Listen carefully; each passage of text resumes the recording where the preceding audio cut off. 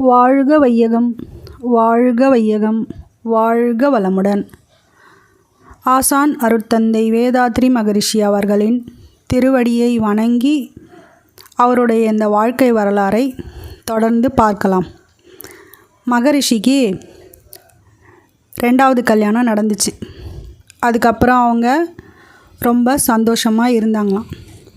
ஆனால் ஒரு விஷயத்தில் மட்டும் மகரிஷி ரொம்ப கவனமாக இருந்தாங்களாம். 2 பேர் மனசும் எப்பயும் வருத்தப்படாத அளவுக்கு நம்ம நடந்துக்கணும். 2 பேரும் ரொம்ப சந்தோஷமாக இருக்கணும்.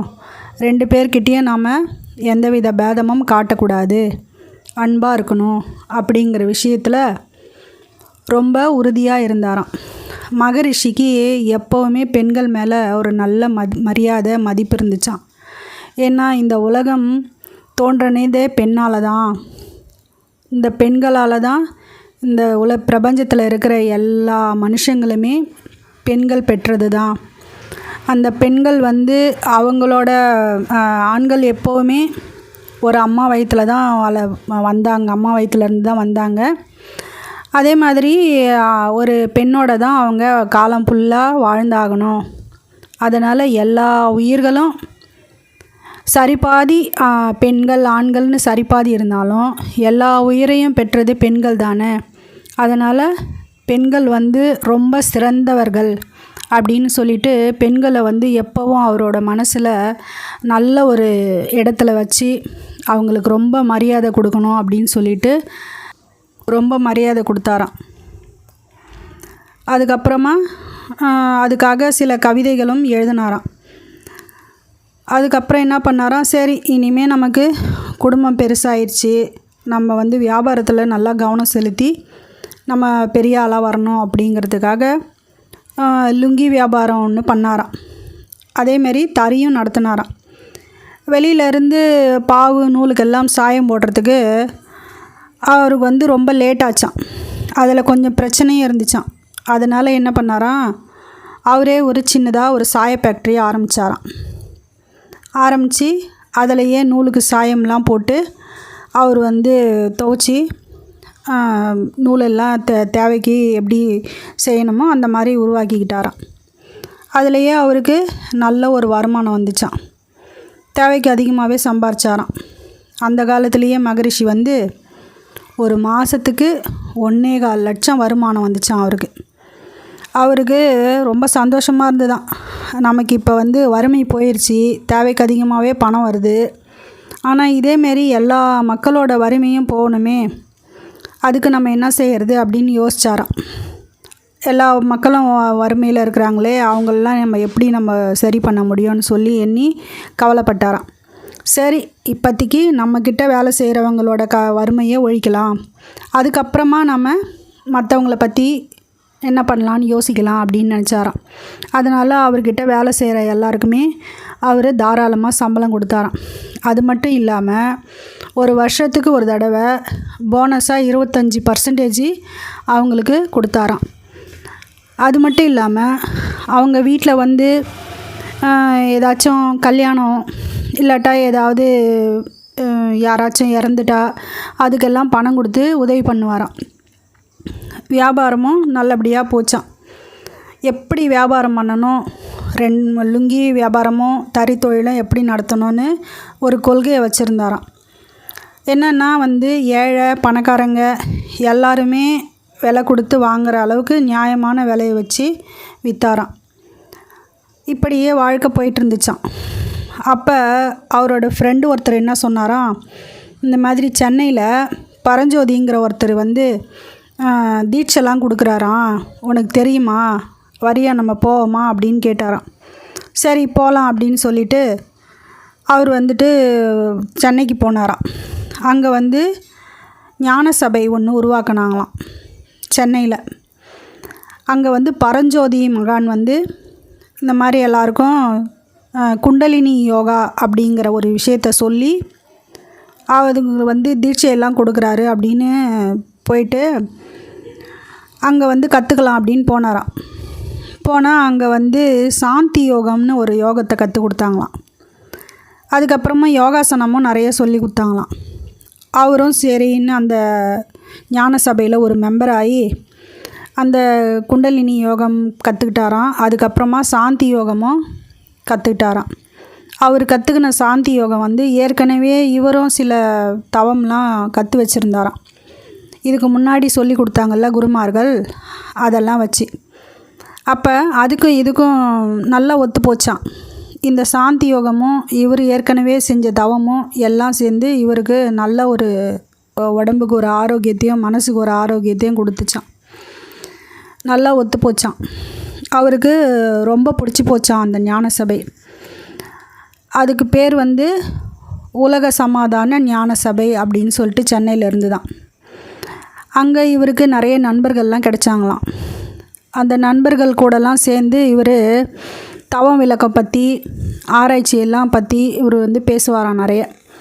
அவங்கக்கிட்ட இவரோட கருத்தெல்லாம் சொல்லுவாராம், பகிர்ந்துக்குவாராம்.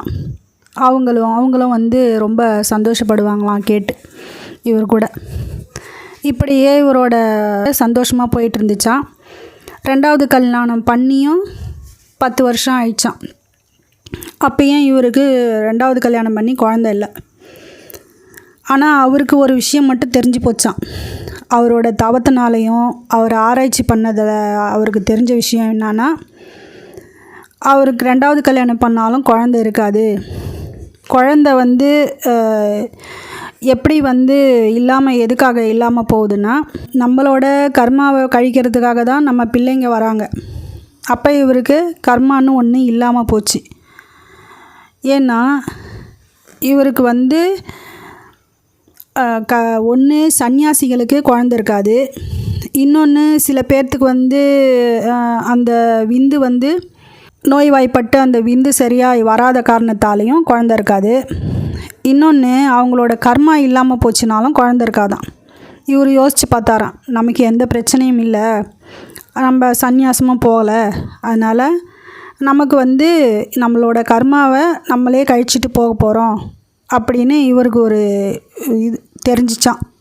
அவரோட அறிவால் அவர் சிந்திச்சு அவருக்கு தெரிஞ்சுதான்.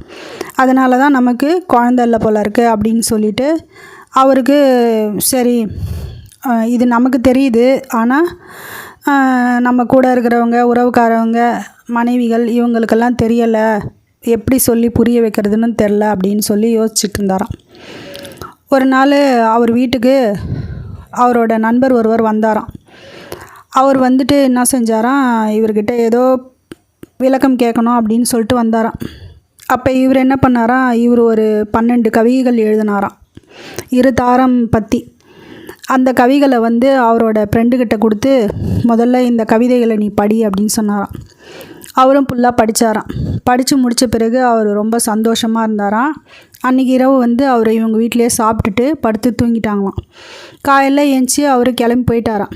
மகரிஷி வந்து கேட்டாங்களாம் எங்கே அவர் அப்படின்னு. அவர் வந்து அவங்க தம்பிக்கிட்ட மட்டும் சொல்லிவிட்டு ஒரு கடிதம் கொடுத்துட்டு அவர் ஊருக்கு போயிட்டாராம்.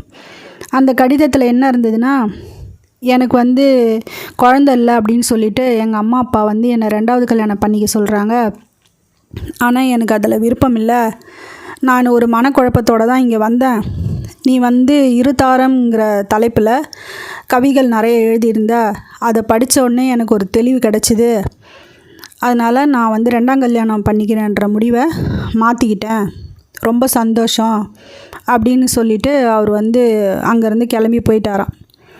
அதுக்கப்புறமா இவர் நினச்சாராம் மகரிஷி, நம்ம கவிதை ஒரு ஆளோட மனசையே மாற்றிருக்குது, 2வது கல்யாணம் பண்ணிக்கிறதை பற்றி யோசிக்கலாம் அப்படின்னு சொல்லிட்டு, அதனால் நம்ம இந்த கவிகளை நிறைய பேருக்கு அச்சடித்து கொடுக்கலாம், நிறைய பேருடைய வாழ்க்கையே இது மாற்றும் அப்படின்னு சொல்லிட்டு நிறைய பிரசுரம் பண்ணி அந்த கவிதைகளை அச்சடித்து எல்லாருக்கும் கொடுத்தாராம். இருதாரம் கட்டிக்கிறது பாவம்தான், ஆனால் அந்த பாவத்தையே நான் பண்ணிட்டேன், இனி யாரும் பண்ணாதீங்கிறதுக்காக தான் இதை மாதிரி நான் செய்கிறேன் அப்படின்னு சொல்லி அந்த பத்திரிகையெல்லாம் அச்சடித்து எல்லாருக்கும் கொடுத்தாராம். அதுக்கப்புறமா அவங்க தம்பிக்கு வந்து கல்யாணம் ஆகி 6 வருஷம் கழித்து ஒரு பெண் குழந்தை பிறந்துதான். அந்த பெண் குழந்தை பிறந்தோடனே இவங்களோட வீட்டில் இருந்த அவங்க 2 மனைவிகளும் அதை வளர்க்குறதுல அவங்க ரொம்ப பிஸி ஆகிட்டாங்களாம். ஏன்னா அவங்க தம்பி பொண்டாட்டிக்கு வந்து கொஞ்சம் உடம்பு சரியில்லாமல் போயிடுச்சான். அதனால் அந்த குழந்தைய வளர்க்குற பொறுப்பு வந்து அவங்களுக்கு வந்துருச்சாம். அதனால் அவங்க அந்த வேலையில் மும்முரமாக இருக்கவே அவங்களுக்கே ஒரு குழந்தை இல்லைங்கிற கவலையை மறந்து அந்த குழந்தைய வளர்க்க ஆரம்பித்தாங்களாம். அதில் இவருக்கும் ரொம்ப சந்தோஷமாக இருந்துச்சான். அந்த குழந்தைக்கு ஞானாம்பிகை அப்படின்னு பேர் வச்சுருந்தாங்களாம். சரி பரவாயில்ல, எப்படியோ இவங்களோட கவலைகள்லாம் மறந்து அந்த குழந்தைய வளர்க்குற பொறுப்பில் சந்தோஷமாக இருக்கிறாங்களா, அதுவே போதும்னு சொல்லிவிட்டு அவர் வந்து சரின்னு நிம்மதியாக இருந்தாராம். வாழ்க்கைங்கிறது ரொம்ப சிக்கல் நிறைஞ்ச மனப்போராட்டம்தான். எப்போ ஒரு உயிரும் உடலும் ஒன்று சேருதோ அப்போலேருந்தே சிக்கல் உருவாகிடுது. அந்த எல்லா சிக்கல்லையும் இருந்து மனுஷன் விடுபட்டு வரதுங்கிறது மரணத்தில் மட்டும்தான். அது வரைக்கும் வாழ்க்கையில் எல்லா வித பலனையும் அடையணும்னா போராடி தான் ஆகணும். ஒரு மனுஷனுக்கு பசி, வெப்பத்தட்ப உணர்வு, உடல் கழிவு பொருள்களின் உந்துவேகம் இதெல்லாம் தோன்றி கொண்டு தான் இருக்கும். இயற்கை வழி வந்த சிக்கல்கள் அதெல்லாம். அதனால் இதுக்கெல்லாம் வந்து இயற்கை வளம், அறிவு வளம், உடல் வளம் அப்படிங்கிற மூணும் ஒன்றா சேர்ந்து முறையாக காலகாலத்தில் எல்லாம் நடந்துச்சுன்னா அவன் இந்த சிக்கல்களை எல்லாம் போக்கிக்கலாம். புலன் கவர்ச்சியில் வாழும் மனுஷங்க வந்து தன்னை மறந்து அளவு மீறியும் முறை மாறியும் செயல் செய்யும்போது அந்த சிக்கல்கள் இன்னும் ஜாஸ்தியாக ஆயிட்டுருக்குது. அதிலேருந்து அவன் வெளிவரதுக்கு ரொம்ப கஷ்டப்படுறாங்க. நம்ம வருமானத்துக்கு ஏற்ற மாதிரி நம்ம பொருள்கள் வந்து இந்த வசதிகளையும் பொருளையும் தேடி அதுக்கேற்ற மாதிரி வருமானத்துக்கு தக்க வாழ்க்கை நடத்தினா அந்த சிக்கலில் கொஞ்சம் குறையும். அதை விட்டுட்டு அவங்க அப்படி வாழுறாங்க, இவங்க அப்படி வாழுறாங்க அப்படின்னு சொல்லி நிறைய செலவெல்லாம் இது பண்ணிக்கிட்டோம்னா ஏற்படுத்திக்கிட்டோம்னா ரொம்ப கஷ்டமாக தான் ஆகிடும். எப்பயுமே கடன் இல்லாமல் வாழணும். இப்படியே அவர் வந்து நிறைய விஷயம் வந்து எப்போ பாரு யோசிச்சுட்டே இருப்பாங்களாம். நம்ம எப்படி இந்த உலகத்துக்கு வந்து நல்லதெல்லாம் எப்படி எடுத்து சொல்கிறது, யார் மூலயமா சொல்கிறது, இதெல்லாம் நம்ம கண்டுபிடிக்கிறதெல்லாம் மக்களுக்கு எப்படி எடுத்துகிட்டு போகிறது அப்படின்னு சொல்லி நிறைய விஷயம் யோசிச்சுட்டே இருப்பாங்களாம். அப்புறம் அவங்க வீட்டில் வந்து அவங்க மனைவிங்க வந்து அவரோட தம்பி குழந்தைங்கள வளர்க்குற விஷயத்தில் ரொம்ப ஆர்வமாக இருந்தாங்களாம். அந்த குழந்தைக்கு தேவையான சாப்பாடு செஞ்சு கொடுக்கறது, உடம்பு ஊற்றுறது எல்லாம் வந்து அவங்க சந்தோஷமாக இருந்தாங்களாம். அதுக்கப்புறம் அந்த குழந்தைய ஸ்கூலுக்கு அனுப்புனாங்களாம். ஸ்கூலுக்கு அனுப்பி அவள் நல்லா படிச்சுட்டு இருந்தாங்களாம். 10 வயசாச்சான் அந்த குழந்தைக்கு. அப்போ வந்து அவங்க வீட்டில் அவரோட நண்பர் ஒருத்தர் வந்திருந்தாராம். அவர் பேர் வந்து சொக்கலிங்கம்மா. அவர் வந்து நிறைய கதைகள்லாம் சொல்லுவாராம். அப்போ அந்த குழந்தை வந்து அவர்கிட்ட ஒரு கதை கேட்டுச்சான். அவர் என்ன பண்ணாராம், வள்ளுவன் வாசுகி கதையை பற்றி சொன்னாராம். வாசுகி வந்து வள்ளுவருக்கு வந்து மணலை சோறாக்கி கொடுத்தாங்க. அந்த சாப்பாடை வந்து அவர் மணலை சோறாக்கி கொடுத்த சாப்பாடை சாப்பிட்டு தான் வாசுகியை திருமணம் செஞ்சுக்கிட்டாரு அப்படின்னு சொல்லி ஒரு கதை சொன்னாராம். அப்போ அந்த கதையை கேட்டு அந்த குழந்தை வந்து போங்க, நீங்கள் பொய் சொல்கிறீங்க, யாராச்சும் மணலை வந்து சோறாக்கி கொடுக்க முடியுமா, அது வந்து பொய், அப்படியெல்லாம் யாரும் செய்ய முடியாது, அதனால் இந்த பொய் கதையை என்னால் ஏற்றுக்க முடியாது அப்படின்னு சொல்லிடுச்சான். அந்த நேரத்தில் மகரிஷி வந்தாங்களாம். என்ன இந்த குழந்தை இப்படி பேசுது, நான் ஒரு வள்ளுவர் வாசகி கதையை சொன்னேன், அது வந்து பொய் கதை அப்படின்னு சொல்லி என்னை வந்து இந்த மாதிரி கேட்குது அப்படின்னு சொல்லிட்டு சொன்னாராம். இந்த பொண்ணு வந்து மகரிஷிக்கிட்ட வந்து பெரியப்பா பாருங்கள் பெரியப்பா, இவர் பொய் கதையெல்லாம் சொல்கிறாரு, இந்த மாதிரி வாசிக்கு வந்து வள்ளுவருக்கு மணலில் சோறாக்கி கொடுத்தாங்களாம், அது மாதிரி செய்ய முடியுமா, அது பொய் தானே அப்படின்னு சொல்லிட்டு கேட்டுச்சான். அதுக்கு மகரிஷி சொன்னாங்களாம், இல்லைம்மா அது பொய் இல்லை, உண்மைதான், ஆனால் அதில் உள்ளே இருக்கிற கருத்து வேற, அதை நான் உனக்கு சொல்கிறேன் அப்படின்னு சொல்லிட்டு சொன்னாராம். திருவள்ளுவர் வந்து ஒரு நல்ல பெண்ணை கல்யாணம் பண்ணிக்கணும், அதுவும் அவரை விரும்பி கல்யாணம் பண்ணிக்கணும் அப்படின்னு சொல்லி ஒரு மூட்டையில் மணலை கட்டிக்கிட்டு ஊர் ஊராக சுற்றிட்டு இருந்தாராம். அந்த மூட்டையை காட்டி, இந்த மணலை வந்து யார் சோறாக்கி கொடுக்குறீங்களோ அந்த பொண்ணை நான் கல்யாணம் பண்ணிக்கிறேன் அப்படின்னு சொல்லிட்டு ஊர் ஊராக ஒரு நல்ல பெண்ணை தேடிட்டு இருந்தாராம். அப்போ வந்துட்டு வாசுகின்னு ஒரு பொண்ணு இருந்தாங்களாம். அவங்க வந்து அந்த மணலை வாங்கிட்டு நான் உங்களுக்கு இதில் சோறாக்கி தரேன் அப்படின்னு சொன்னாங்களாம்.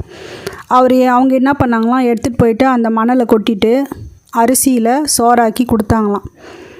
அப்போ வள்ளுவர் வந்து அந்த பொண்ணு வந்து ரொம்ப அறிவுபூர்வமாக இதை செஞ்சதால் அவருக்கு வந்து ரொம்ப பிடிச்சிச்சான் அந்த பொண்ணை. ஒன்று வந்து அந்த பொண்ணோட சமயோஜித புத்தி, மணலை சோறாக்க முடியாது, ஆனால் மணலை கொட்டிட்டு அரிசியில் சோறாக்கி தர முடியும்ல, அதை செஞ்சாங்களாம். இன்னொன்று, அதை அவங்க மனசு வந்து ஏற்றுக்கிட்டதால் அவரை பிடிச்சி போச்சுங்கிற காரணமும் அதில் இருக்குதான். அதனால் இந்த 2 தகுதியும் அந்த பொண்ணுக்கு இருக்குது அப்படின்னு சொல்லி திருவள்ளுவர் வந்து அவங்கள கல்யாணம் பண்ணிக்கிட்டாங்களாம். இதுதான் அது உள்ளே இருக்கிற கருத்து. ஆனால் இதை நிறைய பேர் வந்து சும்மா கதையில் வந்து ஏதோ சொல்கிறாங்க, நிறைய பேர் கேட்டுக்கிறாங்க. சித்து விளையாடல் மூலமாக எதுவுமே செய்ய முடியாது, ஒரு பொருளை மற்றொரு பொருளாக மாற்ற முடியாது. அதை மறைச்சி வச்சுக்கிட்டோன்னா அதை வந்து காமிக்கலாமே தவிர அதை மாற்றி அமைக்கிறதெல்லாம் அது முடியாத காரியம். ஆனால் அது உள்ளே இருக்கிற பொருட்களை, அது உள்ளே இருக்கிற கருத்தை நம்ம தான் அதை தெரிஞ்சுக்கணும் அப்படின்னு சொல்லி அந்த பொண்ணுக்கிட்ட அந்த கதையை சொன்னாராம்.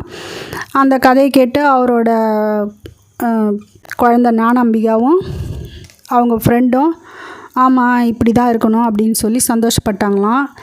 இதன் மூலயமா அவர் வந்து இன்னும் சில கவிதைகள்லாம் எழுதினாராம்.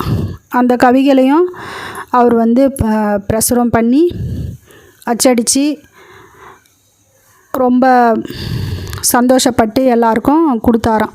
இதே மாதிரியே அவரோட சிந்தனை வாழ்க்கையில் வந்து ஆன்மீகத்துலேயும் குடும்பத்துலேயும் அப்படியே போய்கிட்டே இருந்துச்சான். ரெண்டுத்தையும் நினச்சி அதிலேயே வாழ்ந்துட்டு இருந்தாராம் சந்தோஷமாக. அதுக்கப்புறமா அவர் ஒரு 2 தப்பு பண்ணாராம். அந்த தப்பை நான் எப்படியாவது திருத்திக்கணும் அப்படின்னு சொல்லி மனசு ரொம்ப வேதனைப்பட்டு திருத்திக்கணும் அப்படின்னு நினச்சாராம். அது என்ன தப்புன்னு அடுத்த வீடியோவில் பார்க்கலாம். வாழ்க வளமுடன். அருட்பேராற்றல் கருணையினால் உடல்நலம், நீலாயுள், நிறை செல்வம், உயர்ப்புகழ், மெய்ஞானம் ஓங்கி வாழ்க வளமுடன், வாழ்க வளமுடன், வாழ்க வளமுடன்.